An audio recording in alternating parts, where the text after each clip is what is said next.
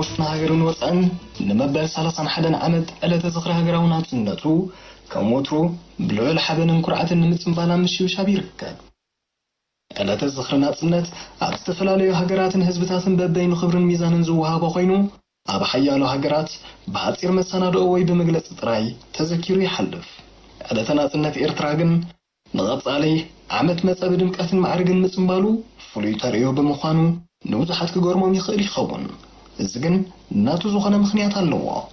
ክብርናይ ዝኾነ ነገር ብመጠን ዝተደኽሞን ዝተኸፍሎ ወጋን ይዝልካ ህዝቢ ኤርትራ ነቲ በዓሎ ዝተነፍጎ ሃገራዊ ናጽነት ብቕልጽሙ ከረጋግጽ ኣብ ኣፍሪቃ ዝነውሐን ዝኸበደን ሓርነታዊ ኩናት ኣካይዱ ብዙሕ መስዋዕት ክኸፍል ዝተገደደ ህዝቢ እዩ ክንዲ ዝኾነ ናጽነት ንህዝቢ ኤርትራ ልዕሊ ኩሉ ዝስራሕ ክቡርን ዝሕብንን ብሉጽ ህያብ ምሩጻት ሰማዕታት እዩ ስለዚ ድማ እዩ ዕለተ ናጽነት ብዝለዓለ ክብሪ ዝዝከር رئيس كله ود عمتات حجر زخون له مخنيات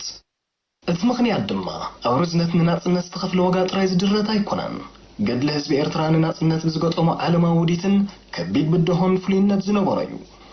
نت بدهون مسجار استحلف مرات نبألة ناس الناس نمسح تسجرات جارلو بأفت أتوم أنقياتهم على تاريخ عالمنا مدارك تنتليوه عزيز وحدي ناس الناس مدلاين ويحن تنكرن مواقلات بحيال صنعت سجر هزبي إرترا ثلاثة صنعوا بالألوان نسمعتن بدمكتن بعضي وعوع منفسن زبالان زذكران باتن من تعزك هيدو تقادلون زفت صمو زحبن كياتاتن ترايون هيكونا دهرنا صنعتون هنصت هاجر كيس صالت نمحن قالو زن كده قلبتت أبوطا تامكينو داقما يبعود كوت زر أيو حيلن تمرتن صنعتن نرزنتن ترغو من ألتنا صنعتو زيادة عزيز والله ناصنت إرتران بقر ترجمون كورون أنت لاي بتن محلاون مهنات مستخيدة قلسن زدت خفنا لاجماي مسوقاتن ون زنزاني زحلف الثلاثة حدا عمتات نهزو إرترا كابت قدامي عمتات تقادلو بزي سنف ناصنت ناي محلاون مدل دالن كالاي تقادلو يتسميدو هزبي إرترا ناصنتو بمان مابزي دفرلو درجان متصحل زكايدو لاجماي كدبيت تقادلو مدل دال ناصنت نصنعات هزبي إرترا تراسيمو زبر عنت تصابوطات تبسيب كايودان ناصنت إرتران استراتيجية ربحنا يقلقلنيو بزبل زنبع موت أبوان حرنته وقالسي مسر رئيسه وصانيو بقزيف قلبات نمرقو استخايدها قنخي أكل هزبي إرترا بصنعات لعل جقنتنا خليل ناصنت دحر مدفؤون وفويلو هقرو خياندسن كيم عبلن بغلع ورارن استفلالي شرحتاتن جوهانا يحبر بزحق الولاوات قوينو أبعن كليل نخنبر زيت على الموري تاين بران يقداس كل زي تتصابوطات زي مسناي صعقون عينتون غزين ادلاتن كمون حجراو خبرت زخفل واغحتيتون بر ايتعوتن مخنياتو حزب إرترا بزخون عينت انقفات كيتربشن كيتدحلن انفتو خي ساعته بصنعات الالامو بممراشن بعوت موطأن عن نوح قالسوس تمكرولون زمالخون غعزوي بنبح زي السنخل غعزو جمل بحل حزب إرترايو سلاز زخر بحري بحل صنعات مختن دما لو من حزب إرترا بأنصبر عوت ناب حدش تاريخه ومعرف تسجاجيرو مبل 31 عمت ناصنتو أبز تفلي مدرخ كوين يصنبل الله صنبل ناصنت كرتشان إسران كرتسن حزب إرترا أما صنعتهم كم حزب المختون بجبر حفيسو ناصنتو زيادة زدلدللو أسينو هاجرو خيان استفح سوريت حيلان بنات إسو داغماي بأنصبر عوت أبز وصلونا يحاولن كرعة أواني صنبل زلو زحلف 3 عمت بدرجة زبقرنا أفريقيا زمان سلام متحبار نستقلقلو ناي تسفى غزي نيرو انتو خونه نزد حرنا ويح سلام بليش زبال حدش برهانة تسفى نمصلمات حايلتات قدام بمجد ويانا حيخ كبلو ثاني حمنا اللون سعروم جناي سمران بفشلة تدمديمو اتفشلة زفوت أوراني عقل تثبت مقلبات جن عيد كان زحلف قعزونا حوتن وحسن زقبرو بغندو زين الدل صنعتنايو بزي عربنيات ناصنتنا أب أمون بايت هرقص بقيلو نتنويح تنكرن حلخلاخن أوان بلعو الحبو سيرنا أبز حج أوان أب حدش موال أبز حشن زت أمامنا هواهو كابز حلف مدرخات زبالت أنشبوطن أدلات حزنا عم نقولون نركب لنا حجون انتخونه وحس مساء قعزونا لمعتنا بعبي دما صلال ناصنتنا اتفلوت ياتانانياتنا أمنتنا وطرب جزء أبقعتنا مخانو بزي سكفتان سقعتن بزي تقعن رديئة النفسنا خيلنا خنمرش زخيلنا تقندر وحيو اتبحلو في قعزونا بانصبر عاود كنوت زبق عنا عغورته وهو هزبنا مالت صنعات توفاينت عياينت محبراو سنيتن حدنتن زحلاقوت خبرتاتنا انبار أبز حدش مدرخ من رجعت زل أغلم عاد ساعتن وحسن عودنا خينو 5 قطر رجوتيو كبرون مقاسن نتب عررن حون بزخون شرح نوريتن كي تتعدى كاب عود ناب زبالة عود إنا تسجاجرة عبتصفو مدرخ بسيحو مبل سلسان حدن عمت ناطنة تزخبر زولو ملا حزب إرتران جينا حيلتات مكل خالو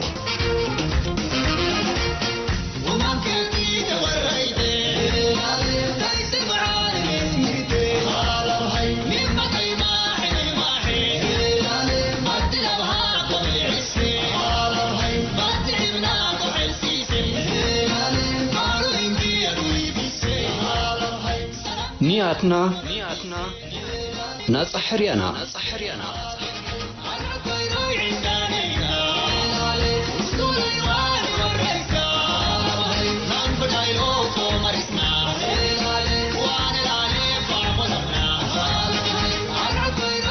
نياتنا ناس حريانا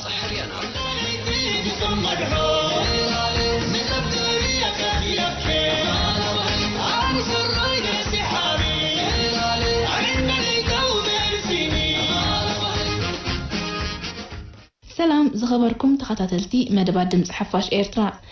دمز حفاش كابقى دستي ملأختي مدارة كبور بريزيدنت إسياس أفوركي مبقس بمقبار إن أغربالكم تحستو نلومي ناب رفرندمينا كانت أكل مريضنا مكتتالكم دمان عدم أبتقوان ببزوح سنبت صحفتي إيرترا نات عند إلاوي تنزلوها هاجر كتكون تدقفدو زبل حتو زحازة يعنيرا نايتي سعان شعاتنا شومان تميتاويت ناي إيوه ملس دمار غيبا أبتي كبور بريزيدنت زدمت أولبوتا استرخبت غازيت أنيا مانا كيدانا أزارا ريباتو نيرا إسكا نابتزر الرب كنوصدكم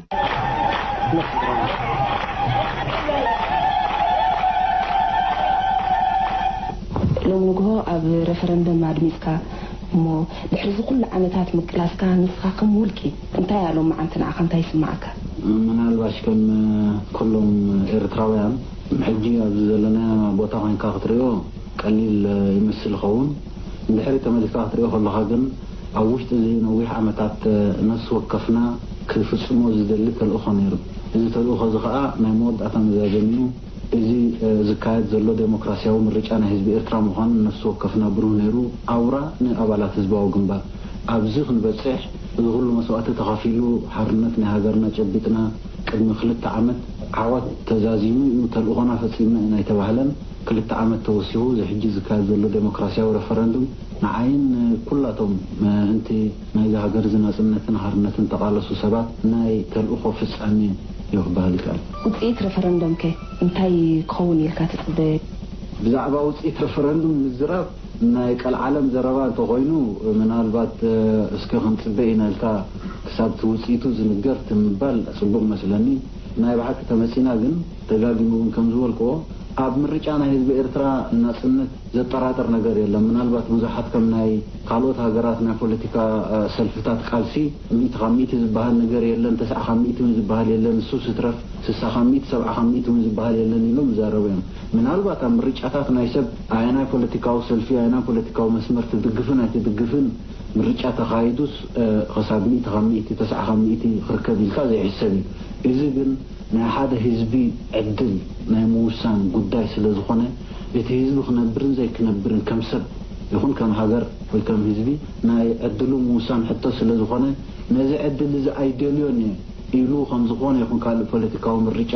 ዝኣቢ ሰብ ዘሎ ኣይመስለንን በጻብዕ ዝፍቀዱ ኣይሰኣኑ ምኾኑ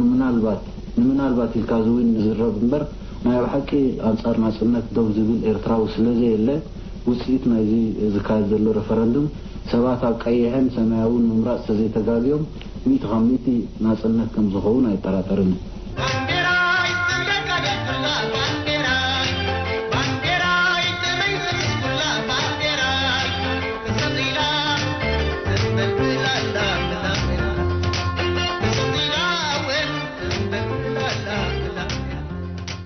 عوشت عند جنزلو حزب إرترا دما نملع علم بزدن سوا من جدي 9.8 أولا نات بمدمات رفرندم بعوض كم زازم جيروم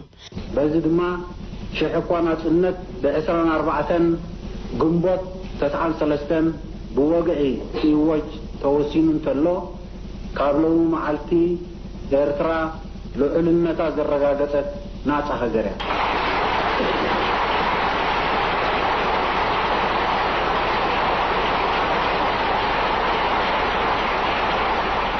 برقة رفراندم هنقوتا حزب إيرترا نناطنه زرغاغصت تاريخاዊ ፍጻሜ ምንባሩ እዚ ሕጂ እንርከበሉ አካይዳ ዝምስክሮ ሓቂዩ እቲ ዘገርም ህዝባዊ ግንባር ናጽነት ስለጨበጠ ይነበረን ረፈረንደም ዝብል ሓሳብ ዘመንጨወ 11 ዓመት ቅድሚ ናጽነት ማለት ብ1980 እማመ ረፈረንደም ህላውነት ከም ዝለብስ ሓበረ እስከ ኣብዚ ኣብ ኢድና ንዝርከብ ሓበሬታ ክነካፍለኩም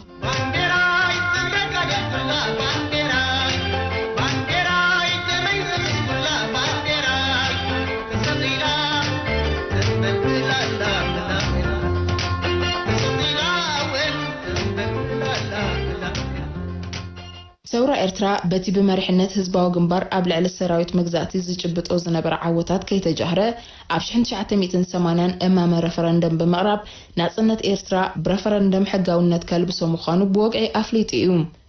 أزي كاب تثبيت بزحت وطعي زنبرا وسانة بزح قطعات العائلي يوم قال وقنات قدم حجيمس إثيوبيا بحيلي كوقارنان كلو من دودليتنا حاتيتنا يوم حجنا من تاينا اتبغل صمنا تشبطنا يونات انت رفرندم نكايدلو كبلون كلو درغن مشارختن جن ولا كوا سراويتهم ابايتا دارتر ايتو يرئي انت نبره نوسانه حزباو جنبارغنا ناي حلمت وسانه بمبال ابا ጨሙልኦም انتتهم بخونتات ثورة إرترا بقربا زكاتاتلو زنبرو وغنات جن بزي رحو زطمته وسانه كي تدنقو ايترفون مرح ودب حزباو جنبار بعسرت تقمتي شحن شعتميتن تسعان ولا دحر أسمرا حرام موطعناون نتي ببرتاوي قالسي جبتنا يوم مثل أهجراوي محبرسم انتي كقبلو رفرندم ككيد كنت قلبينا بحثيرو متحز أسمران ممزقاب زتمال وتهدرا وعوتن مفتام 900 تنايت عماميوم أتي زي ترف 10 الدماء مركب أهجراوي تفلات النتيو أزون زي ترفيو منقصات علم حزب إرترا بغالتو زرقاقت مثل كقبوليهم بمبال بملؤ متأممان متأي مدب حزب ثوران إرترا قليتهم أزي عمام ملا إرترا حرام سكونات قزيو كان زاخلة رقاقتا بعسر شدوشة تحساش حنجة عتميتن تيس عن كلتن بحف الشاوي قبائي ودب حبرات هاقرات زوطة قطري 44 حزبار 214 وسانة دما مسرح رفرندم إرترا التكتاتل قجلن درت سلط أنان قليتهم أوشت إن دجن زلوا حزب إرترا دما نملع علم بزدن سوا من جدي 99 شو منطقة أول ناس النت بمرمات رفرندم بعوض كم زازم جيروم از رفرندم بمسكرنت اتوم كاب 30 شو منطقة هاجرات زتواتو 120 حدن أبلات زلوا تعذب جوجلو ودب حبرات هاجرات 10 شو منطقة ودب حدنت أفريقان نأوروباوي كم زوكلو 3 أبلاتن كمون شدشة تعذبتي كم محبر هاجرات عربن شارع زي بلن هاجراتن لعل 7 وكلت منقستات لعل 3 مهران فلوطات سبعتن كاب سفلالي هاجرات زمصو بزحات وكلتي زي منقستاوين محبراتن وكيلا استفلالي اغلغلات زينا عالمن ناصان فتحاون منبارو تمسكيرلهم حزب إرترا نتي قرمي 4 عامات بحيالان هاجرات زتنفغ مسر سوسانيو دحر 30 ناي قالسن صنعتن عامات بغلصمون دمصن فصيمو بانديرا إرترا دما نزل عالم ابزنك حقي انبل بيلام لك فرق ليتي اتا كذكر اتنبر 24 جنبوت كتاتون كلا ان اوجونا صنت مختمتا نايتي مسر سوساني او بمنفاق قبل على حزب إرترا استفصمه بدليوم اتا تثبيت نوح اتزحلف مكرا دما مرير نيرو ام مጨረሽኡ ግና ፍትሕ ነጊሱሎ ባንዴራና ኣብታ ዘይተሰብረት ዘንግ ሓቂ ንሰቕላለና زخبركم تخاتاتلتي مدباتنا صنت اب اوان رفرندم معكنا زين علم نمسرح رفرندم بخمي انصباري قمو علامي مسلك كبري عقم علم رقح سمي انصباري من نسلي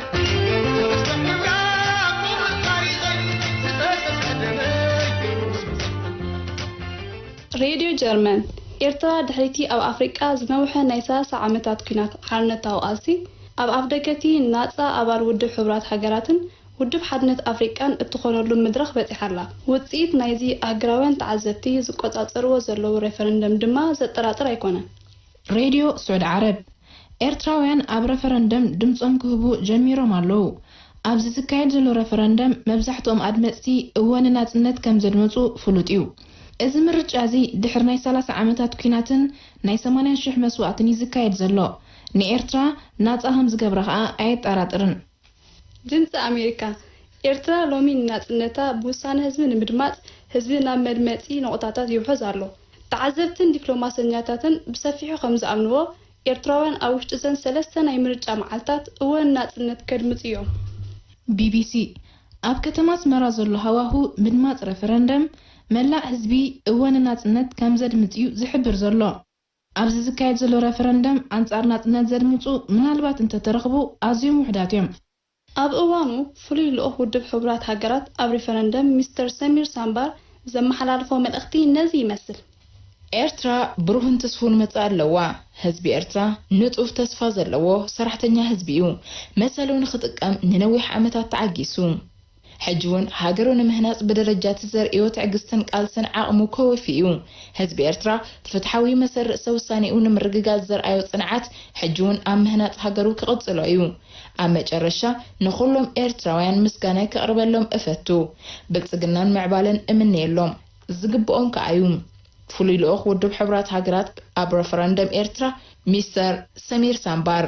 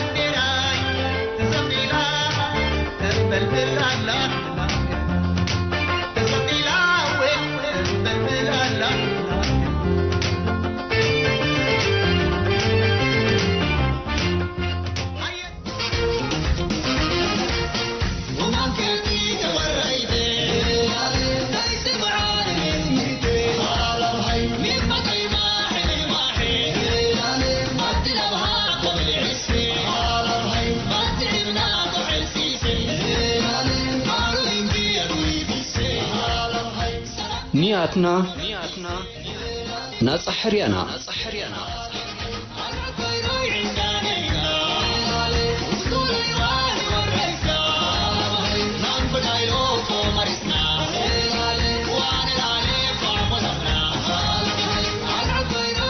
نياتنا ناس حريانا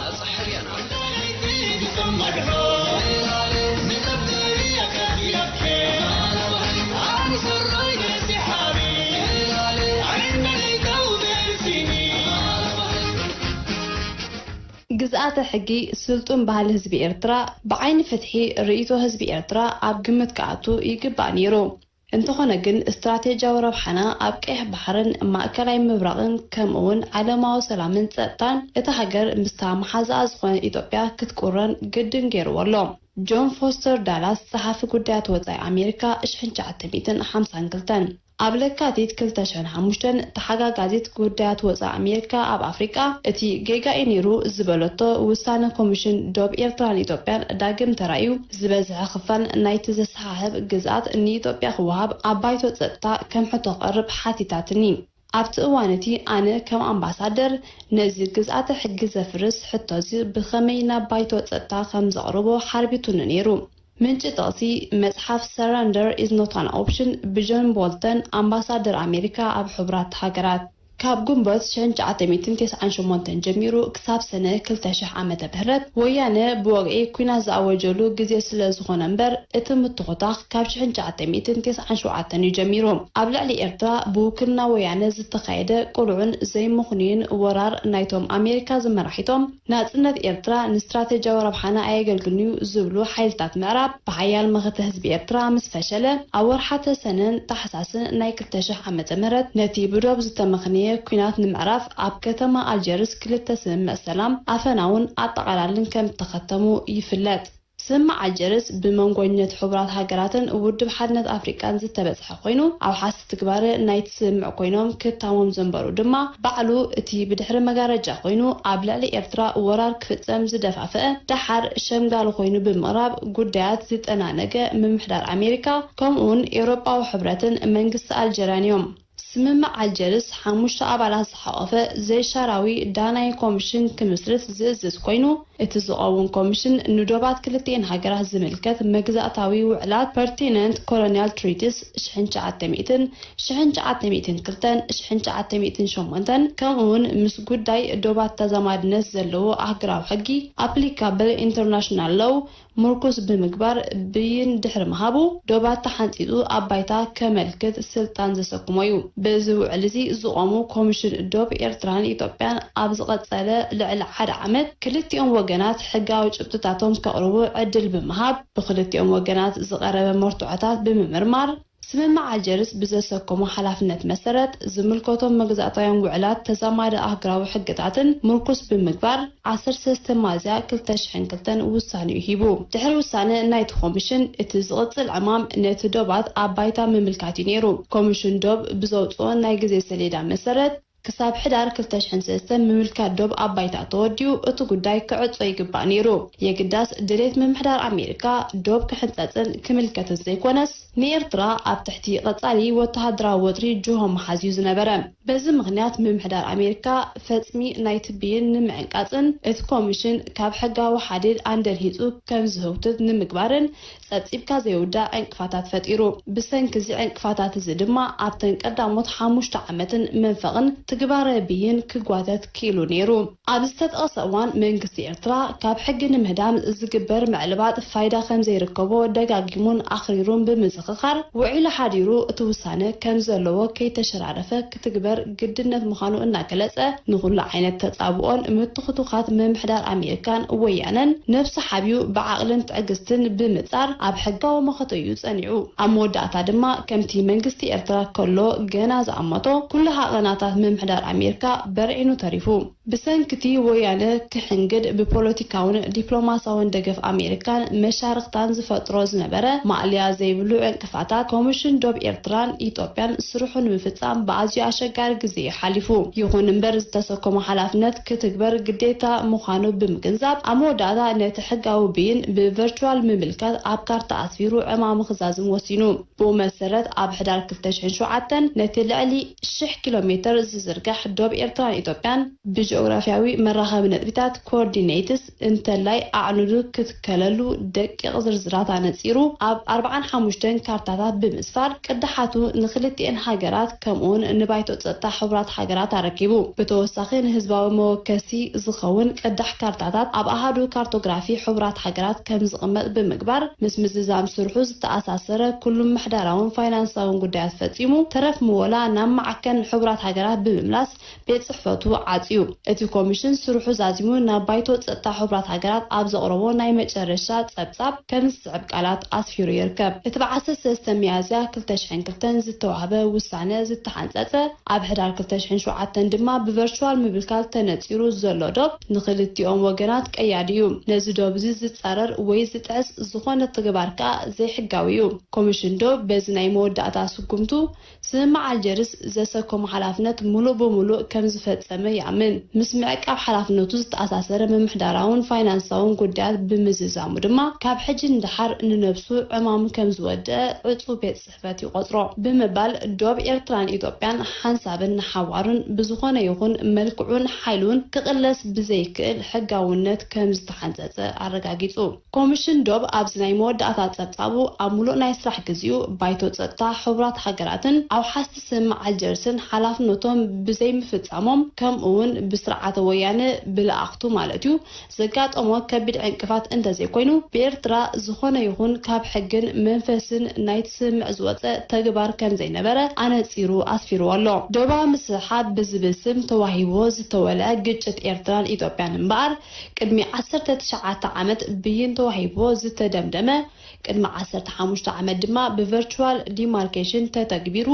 ዘኽተመ ጉዳዩ ሎሚ ኣሙሉ ዓለም ካብ ዘለዋ ሃገራት ከም ናይ ኤርትራን ኢትዮጵያን ገይሩ ዝነፀረ ዶባተን ዘለወን ኣዝየን ውሕዳት እየን ከምቲ ኮሚሽን ዶብ ኣብ ናይ መጨረሻ ደብዳቤኡ ዝገለጾ ከዓ ነዚ ብሕጊ ዝተኸለለ ዶብ ጥሒስካ ልኡላዊ መሬት ኤርትራ መሓዝ ጎበጣ ኮይኑ ንወረርቲ ብሕጊ ዘሕትት እዩ ግዛት ሕጊ ስልጡን ባህል ህዝቢ ኤርትራ እዩ ወያነ ብምትብባዕ ጎይተቱ መሬት ኤርትራ ንኽመንዝዕ ጉዳይ ዶብ መመሳመሲ ብምግባር ኣብ ግንቦት 1998 ኣብ ልዕሊ ኤርትራ ብወግዒ ኩናት ኣብ ዝኣወጀሉ መንግስቲ ኤርትራ ጉዳይ ዶብ ሓይልን ስነ መጎተ ሓይልን ክፍታሕ ከም ዘይክእል ብምግላጽ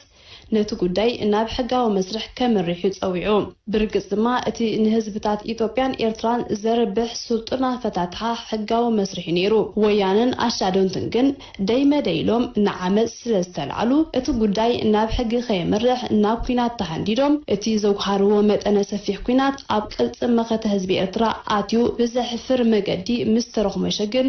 ከይፈተው ኣብ መጋብያ ሕጊ ክደኑ ተቐሲቦም የግዳስ ብይን ምስተዋህበውን ኣይቀሰኑን ነቲ ብቕልጽሞም ከረጋግጽዎ ሓቂኖም ዘይሰለጦም ዓመፅ ብፖለቲካውን ዲፕሎማሳውን ተጻብቆታት ቁጠባውን ጸጥታውን ሽርሕታት ንኤርትራ ኣዳኺሞምን ኣንበርኪኾምን ብኻልእ ሜላ ክዕወትሉ ፈቲኖም ነዚ ንምግባር ብይን ከይትግበር ኣሎ ዝበሃል ጸቕጥታትን ከቢድ ጻዕርታትን ኣካይዶም ብኣንጻሩ መንግስቲ ኤርትራ ኣብዚ ነዊሕ ዓመታት ዝወሰደ ኩነተ ተጻብኦ ነቲ ብሕጊ ልዕላውነቱ ዳግም ዝተረጋገጸ መሬት ኤርትራ ብወተሃደራዊ ሓይሊ ከውሕሶ ዝኽልክሎ ኣህግራዊ ሕጊ እኳ እንተዘይነበረ ብዓቕልን ትዕግስትን ኣብ ሕጋዊ መኸቱ ብምጽናዕ እዩ ተጓዒዙ ኣብ መወዳእታ ድማ ከም ውፅኢት ናይዚ ዓቃል ስጉምቲ ግዜ እናቱ መልሲ ሒዙ መፅዩ ስልጡን ህዝቢ ሕማቕ ዕጫ ኣብ ባህሊ ስርዓተ ኣነባብራን እያታዊ ሕግታትን ህዝቢ ኤርትራ ዓሚቕ ምርምር ዘካየደ ናይ 19 ክፍለ ዘመን ኢጣልያዊ ተመራማሪ ስነ ሕብረተሰብ ኮንቲ ሮሲኒ ህዝቢ ኤርትራ ኣብ ሕጊ ዘለዎ ጽኑዕ እምነትን ምእዙዝነትን ከምኡውን ኣብ ዓድታት ኤርትራ ዝጸንሖ ሕጊ ዝማእገሩ ስልጡን ናይ ምንብባር ስርዓተ ብዕምቀት ድሕሪ ምዕዛብ ንያታዊ ሕግታት ህዝቢ ኤርትራ ጓርዲያ ሴንዛ አርሚ ዋርዲያ ብዘይ ብረት ክብል ኣድናቆቱ ገሊጽዎም ብርግጽ ድማ ዘይከማብ ካልእ ከባቢታት ዓለምና ዓድታት ኤርትራ ኣብ ቅድሚ መግዛእታዊ ታሪኽን ጠበንጃ ይኹን ፖሊስን ኣኽበርቲ ጸጥታን ከየለየን ህዝበን ብሕግታት እንዳባን እንዳተዳንየን ንፍትሒ እናተማእዘዘን ብስልጡን ኣገባብ ኮማዊ ህይወትን መሬታዊ ጸጋታትን ዝመሓደራ ዝነበራ ንናይ ግዳመ ተዓዘብቲ እምብዛ ዘገርማ መስከም ምዕቡል ህዝቢን ነይረን ኮንቲኒ ሮሲኒ ሓደ ኣብነት ከቕርብ እንከሎ ከምዚ ይብል ወዲ 10 ዓመት ጓሳ ከብቱ ኣብ መሬት ጎደባ ዓዲ ኣቴን ዘርዓይ ምስ ዘሕድጎ ከም ቆልዓ እናበኸየ ኣይኮነን ንቤቱ ዝምለስ እንታይ ደኣ ደድሕሪ ዘርዓይ ብምስዓብ ናብታ ዓዲ ይኣትሞ ኣብታ ዓዲ ንእትርከብ ኣምኡ ወይ ከዓ ካልእ ዘመዱ ከብቲ ተዘሪዕንሞ ተወሓስኒ ይብሎም ወሓስ ተኺሉ ድማ ከብቲ ሒዙ ዓዱ ይኣቱ ምሸት ኣብ ዙርያ መጋርያ ሓዊ ብዛዕባ ዘጋጠሞ ነቦ ይዕልሎም ኣሞይ እከሊት ወይ ድማ ዘመድና እከለ ተዋሒሱን ስለ ዘሎ ንጎ ኸይድካ ወሓስ አውርድ ኢሉ ድማ ይሕብሮም ኣቡ አንጊሁ እተን ዝኽፈላ እኽሊ ቋፂሩ ናብታ ዓዲ ብምኻድ ወሓስ የውርድ እዚ ስርዓት እዚ ኣብ ሕግታት እንዳባ ዝሰፈረ ኮይኑ ኣብቲ ህዝቢ እንተላይ ኣብቶም ንኣሽቱ ከም ባህሊ ዝሰረጸ ናይ ስልጡን ኣነባብራ መሰረት እዩ ሕብረተሰብ ኤርትራ እምበኣር ከም ዓመፅን ጎነፅን ዝኣመሰለ ድሑር እንስሳዊ ባህርያት ወጊድ ኢሉ ንሓይልን ስነ መጎተ ሓይልን ብንቕሓት ፀብለል ኢሉ ነዊሕ ዘይዘሎ ሓፂር ዘይሰልኮ መነባበሪ ስርዓት ብምቓም ንዘመናት ኣብ ትሕቲ ጽላል ሕጊ ዝተመሓደረ ወናን ስልጡን ባህል ኮይኑ ንሕጊ ተገዛእ ምዃን መለለይ ባህርያት እዩ ቀዳማይ ምዕራፍ ግህሰት ሕጊ ኣብ መፋርቕ ዝሓለፈ ዘመን ሃገራት ኣፍሪካ ካብ ጥንታዊ ግዝኣት ኣብ ዝለዓሉ ዝነበራ መድረኽ በኣሜሪካ ዝምራሕ ማሕበረሰብ ዓለም መልሰ ህዝቢ ኤርትራ ንርእሰ ውሳነ ጓዕፂፁ ኤርትራ ብስም ፌደሬሽን ኣብ ትሕቲ መግዛእቲ ኢትዮጵያ ክትቁረን ፈሪድዋ ሕብራት መንግስታት ኣሜሪካ ኣብቲ እዋንቲ ንኤርትራ ምስ ኢትዮጵያ ብፌደሬሽን ኣብ ምቁራን ወሳን ተራ ከም ተፃወተት ሽዑ ጸሓፊ ጉዳያት ወፃኢ ኣሜሪካ ዝነበረ ጆን ፎስተር ዳላስ ብዘይ ሕንከት ዝተዛረቦ ቃላት ብዘይ ሻሙ መንገዲ ዝምስክሮ እዩ ብዓይኒ ፍትሒ ርእይቶ ህዝቢ ኤርትራ ኣብ ግምት ከኣቱ ይግባእ ነይሩ እንተኾነ ግን ስትራቴጂያዊ ረብሓና ኣብ ቀይሕ ባሕርን ማእከላይ ምብራቕን ከምኡውን ዓለማዊ ሰላምን ጸጥታን እታ ሃገር ምስታ መሓዛኣ ዝኾነት ኢትዮጵያ ክትቁረን ግድን ገይርዎ ኣሎ እቲ በኣሜሪካ ዝተሃንደሰ ፌደራላዊ ጥምረት በኣንጻር ምርጫ ህዝቢ ኤርትራ ዝተወሰነ ኣብ ርእሲ ምንባሩ ቅንዕና ዝነበረውን ኣይኮነን ዕላምኡ ቀስ ብቐስ ንኤርትራ ኣብ ትሕቲ ዘውዳዊ ስርዓት ኢትዮጵያ ኣእቲኻ ሃገርነት ኤርትራ ምሕካኽ እምበር ኤርትራ ርእሰ ምሕደራዊት ኣሃዱ ኮይና ክትቀጽል ኣይነበረን ስለዚ ድማዩ ሃጸይ ሃይለ ስላሴ ብ1962 ዓመተ ምህረት ፌደራላዊ ስምምዕ ጥሒሱ ሃገራዊ ሕጊ ረጊጹ ነቲ ኣብ መንጎ ሃገሩን ኤርትራን ብሕቡራት ሃገራት ዝቆመ ፌደሬሽን ኣፍሪሱ ንኤርትራ ካብ ሕጊ ወጻኢ ክጎብታ እንከሎ በኣሜሪካ ዝምራሕ ማሕበረሰብ ዓለም ነቲ ዓሎቕ ርኡ ከም ዘይረኣየ ዓይኑን እዝኑን ደፊኑ ዝሓለፎ ኣብ ግዝኣት ሕጊ ዝኣምን ወናን ስልጡን ባህሊ ህዝቢ ኤርትራ ኣብ ልዕሊኡ ምስ ተፈጸመ ኣብ ሃገራዊ ሕግን መትከላትን እምነት ብምሕዳር ነዚ ዘይሕጋዊ ተግባር ብሕጋውን ሰላማውን ኣገባብን ተቃይሞ ሕግን ስልጡን ኣነባብራን ዘይፈልጡ ግዝኣተ ጫካ ዝእምነቶም መራሕቲ ኢትዮጵያን ደገፍቶምን ግን ንሕጋዊ ሕቶ ህዝቢ ኤርትራ ብስነ ሞጎተ ሓይሊ ክደቕስዎ ሓቂኖም በዛ ዓማጺ ኣተሓሳስባዚ ስርዓታት ሃይለ ስላሰን ደርግን ፍትሓዊ ሕቶ ህዝቢ ኤርትራ ብሓይሊ ክጭፍልቁን ብሓገዝ ርእሰ ሓያላን ቅድም ኣሜሪካ ድሓር ሕብረተሰብ ሶቪየት ነዊሕ ተረባሪቦም ኣብ ልዕሊ ህዝቢ ኤርትራ ድማ ተጸብጺቡ ዘይውዳእ ኣረሜናዊ ግፍዕን በደልን ፈጺሞም ሓይሊ ግን ሓቅን ፍትሕን ክቐብር ኣይከኣለን ህዝቢ ኤርትራ ብዘይ ዝኾነ ግዳማዊ ደገፍ ጥምረቱን ሓድነቱን ዋሕስ ገይሩ ስለዝተቃለሰ ኣብ መወዳእታ ከንቱ ዕንደራ ገዛእቲ ኢትዮጵያን ዘርያታቶምን ኣብ መኸተ ፍትሒ ሓይቑ ህዝቢ ኤርትራ ብገዛእ ቅልጽሙ ኣኽሊል ሓርነቱ ደፊኡ ዋጋ ቀዳማይ ግህሰተ ሕጊ ብመሪርን ደማውን ኪናትን ዝተሰነየ ቀዳማይ ሕጋዊ መኸተ ህዝቢ ኤርትራ ከቢድ ሰብኣዊ ዋጋ እዩ ሓቲቱ ብዘይካቶም ብግፍዕታት ጸላኢ ሂወቶም ዝሰዓኑ ኣማይታ ሸሓት ኤርትራውያን እዚ ሃገር ኣብ ዓውደ ኺናት ምስ ጸላኢ እናተሓናነቑ ሂወቶም በጀም ልዕሊ 10,000 ዜጋታት ምእንቲ ናጽነት ክቡር ኣካላቶም ወፍዮም ስንኩላን ኮይኖም ኣማይታ ሸሓት ብግፍዒ ጸላኢ ካብ ዓድታቶም ተባሪሮም ናብ ሱዳን ማእከላይ ምብራቅ ኤውሮጳን ኣሜሪካን ተሰዲዶም ዝተረፈ ህዝቢ ድማ ኣብ ትሕቲ ጸላእ ኮይኑ ኣዝዩ ሕሱም ሂወት ከምርሕ ተገዲዱ ኣብዚ ፍትሓዊ ሕቶ ህዝቢ ኤርትራ ብሓይሊ ንምጭፍላቕ ዝተኻየደ ነዊሕ ኲናት ኢትዮጵያ ልዕሊ 1 ሚልዮን ወተሃደራት ከም ዝኸሰረት ብ10 ቢልዮናት ዶላራት ዝግመት ሃብቲ ሃገር ኣብ ረጽሚ ኲናት ከም ዝሓመኾቶን ሰበስልጣን ኢትዮጵያ ዝነበሩ ኣብ ዝጸሓፍዎ መጽሓፍቲ ተጠቒሱ ይርከብ ሻለቃ ዳዊት ወልደ ጊዮርጊስ ክህደት በደም መሬት በዚ ርእሰ ሓያላን ዝደገፍዎ ግህሰተ ሕጊ ዝጠንቁ ነዊሕን ኣዕናውን ኪናት ኣብ ስራሕን ልምዓትን ክውዕል ዝኽእል ዝነበረ ህዝብታት ክልቴን ሃገራትን ህዝብታት ዞባናን ዝኸሰርዎ ግዜን ዕድላትን መጠኑ እምብዛ ገዚፍ እዩ ናጽነት ኤርትራ መሪር ከኒና ህዝቢ ኤርትራ እዚ ተጠቐሰ ክቡር ዋጋ ከፊሉ ንሰራዊት መግዛእቲ ኢትዮጵያ ካብ መላእ ኤርትራ ሓድሒጉ ምስ ጸረጎ እውን እንተኾነ ጠንቂ ናይዚ ደማዊ ኺናት ዝነበረ ፖሊሲ ሕቡራት መንግስታት ኣሜሪካ ኣይተቐየረን ኣሜሪካ ክሳብ ድሮ ምእዋጅ ናጽነት ኤርትራ ህዝባዊ ግንባር ኣብ ሙሉእ ናጽነት ዝነበሮ መርገጺ ክቕይር ሓያሎ ፈተነታት ኣካይዳያ ህዝባዊ ግንባር ናጽነት እንተዓዊጁ ምዕራባውያን ሃገራት ንኤርትራ ከም ሃገር ኣፍልጦ ክህብኣ ከም ዘይኮና ክሳብ ምፍርራሕ እውን በጺሓ ነይራ ናይ ሽዑ ተሓጋጋዚ ጉዳያት ወጻኢ ኣሜሪካ ኣብ ኣፍሪካ ሄርማን ኮሄን ንመርገጽ ኣሜሪካ ብኸምዚ ዝስዕብ ቃላት ገሊጽዎ ነይሩ ኣብ ኤርትራ ዝውሰድ ዝኾነ ውሳነ ኣብ መጻኢት ኢትዮጵያ ጽልዋ ኣለዎ በዚ ምኽንያት ህዝባዊ ግንባር ሓርነት ኤርትራ ኣብዚ ጉዳይ እዚ ርትዓዊ ክኸውን ተማሕጺና ኢና ዋላ እኳ ሰራዊት ኢትዮጵያ ኣብ ኤርትራ እንተተሰዓረ ህዝባዊ ግንባር ቀልጢፉ ናጽነት ከይእውጅ ኣተሓሳሲብና ኣለና ከምኡ እንተገይሩ ሃገራት ምዕራብ ናጽነት ኤርትራ ኣፍልጦ ክህቦ ከም ዘይኮና እውን ሓቢርና ኢና ህዝቢ ኤርትራ እዚ ተጠቕስን ካልእ ኣዝዩ ብዙሕ ዝርዝራት ዘለዎን ወተሃደራዊ ፖለቲካውን ዲፕሎማሳውን ተጻብኦ ፈንጢሱ ሒደት መዳርክቲ ጥራሕ ዝርከቦ ነዊሕን መሪርን ጅግንነታዊ ቃልሲ ኣካይዱ ክቡር መስዋዕቲ ከፊሉ ብኣንጸባራቕ ዓወት ዝተመንዝዐ መሰሉ ብቕልጽሙ ይጭብጥ እምበር እምነቱ ኩሉ ሳዕ ኣብ ሕጊ ብምንባሩ ፍትሓዊ ሕቱኡ ንናጽነት ሕጋዊ መኸተምታ ክግበረሉ ኣህግራውያን ተዓዘብቲ ዝሳተፍዎ ውሳነ ህዝቢ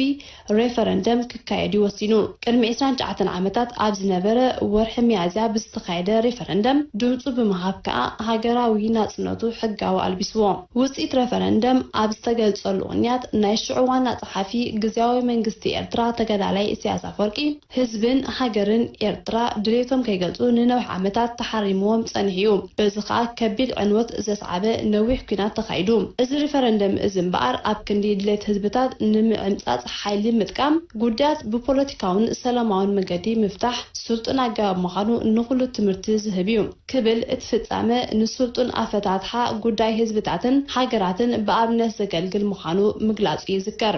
እዚ ኣተሓሳስባ እዚ ድማ ኣብቲ ግዝኣት ሕጊ ዝማእገሩ ባህልን ኣነባብራ ህዝቢ ኤርትራን ዝምንጭ እዩ ናይ 1993 ወርሒ ሚያዝያ እምበር ኣብ ታሪክ ህዝቢ ኤርትራ ወርሒ ሕጋዊ መኸተምታ ናይ ቀዳማይ ምዕራፍ ግጥም ዓሎቕ እያ ነይራ እዚ ታሪኻዊ ፍጻመ እዚ ነተን ናጽነት ኤርትራ ስትራቴጂያዊ ረብሓና ኣየገልግልን ብዝብል እከይ ሓሳብ ህዝቢ ኤርትራ ናጽነቱ ከይረክብ ንስርዓታት ኢትዮጵያ ዘይተኣደነ ወተሃደራዊ ቁጠባውን ፖለቲካውን ደገፍ እናስነቓ ዝተረባረባ ምዕራባውያን ሃገራት ንምውሓጡ ዝዕርዕር እኳ እንተነበረ መሰር ርእሰ ውሳነ ህዝቢ ኤርትራ ዝሰረቱ ሕጋዊ ልዕላውነት ስለ ዝኾነ ብዘይካ ዕረ እናጣዕመካ ምውሓጡ ኣፍልጦ ምሃቡ ካልእ ዝግበር ነገር ኣይነበረን